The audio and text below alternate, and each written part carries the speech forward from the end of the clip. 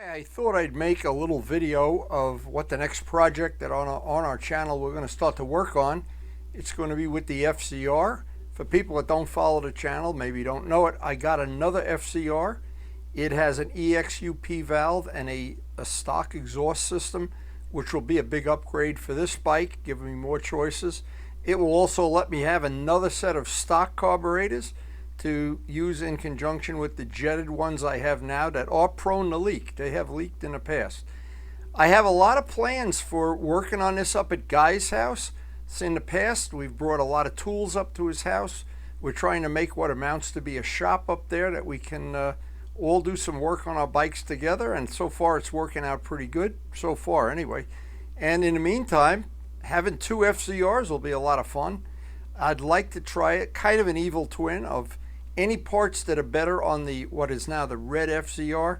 I'll pull over into the yellow FZR, and I've done that in the past several times to other bikes.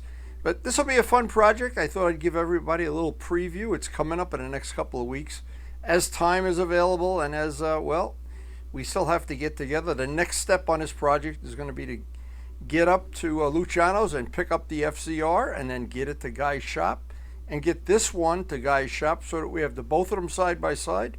And then we'll call an A-team work day, and I hope we're going to have a lot of fun doing it. We should anyway. And whenever I look at this, I think how many, I put a 900-hour restoration. Actually, this is a bike I've restored twice, into a Ferrari bike and into what amounts to be this bike. And I don't regret 1 minute of it. This is just such a fun bike to ride, and should be some fun stuff coming up on the channel. In the meantime, the whole 900-hour restoration is on my channel. If you search FZR restoration, you'll see plenty of entertaining stuff, including what to me is the most complex paint job I've ever done. And some of the body work to make that fairing, there was a lot of unique things in the restoration of this bike.